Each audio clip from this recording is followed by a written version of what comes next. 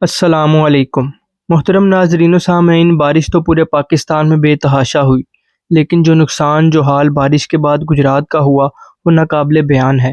جس طرف جائیں پانی ہی پانی ہے، سڑکیں ندی نالوں سا منظر پیش کر رہی ہیں، ہر طرف گندگی ہے، کئی دنوں سے پانی گلیوں میں کھڑا ہے لیکن کوئی پوچھنے والا نہیں۔ کھیل کے میدان ہوں یا چلڈرن پارکس، ہر جگہ پانی کھڑا ہے۔ تہذیب و تمدن، ثقافت اور ادب کی سرزمین گجرات نے یہ وقت بھی دیکھنا تھا کہ اس کے دامن میں سوائے گندے پانی اور کوڑا کرکٹ کے اب کچھ بھی نہیں ہے۔ جب سے اس شہر کی بنیاد رکھی گئی ہے، یہ شہر بارہا لٹا، لیکن اس طرح کی تذلیل سے کبھی نہیں گزرا، اس طرح کے حالات سے کبھی دو چار نہیں ہوا۔ گجرات کے تاریخی مقامات اور باقیات تو برباد ہو ہی چکی، اب سڑکوں اور گلی محلوں کی بربادی اپنے در پر ہے۔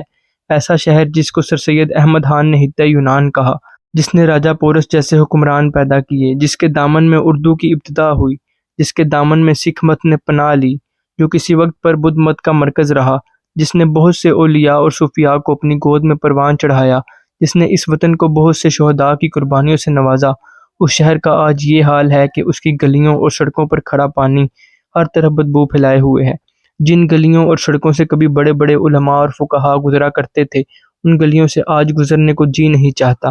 یہ زیادتی نہیں تو کیا، یہ نا انصافی نہیں تو کیا، اب اس کو سیاسی مسئلہ کہا جائے یا ذاتی مسئلہ، گجرات کی بہتری کا صرف ایک ہی حل ہے اور وہ گجرات ڈویژن کی بحالی ہے۔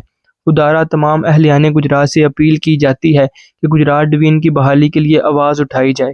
حکومت وقت سے اپیل ہے کہ گجرات ڈویژن کی بحالی کے لیے فوراً اقدامات کیے جائیں اور فی الفور گجرات ڈویژن کے انتظامی معاملات کو فعال کیا جائے۔ صحافی، وکلاء برادری، علماء اور تمام اہلیان گجرات سے التماس ہے کہ وہ گجرات ڈویژن کی بحالی کے لیے کوشش کریں۔ شکریہ۔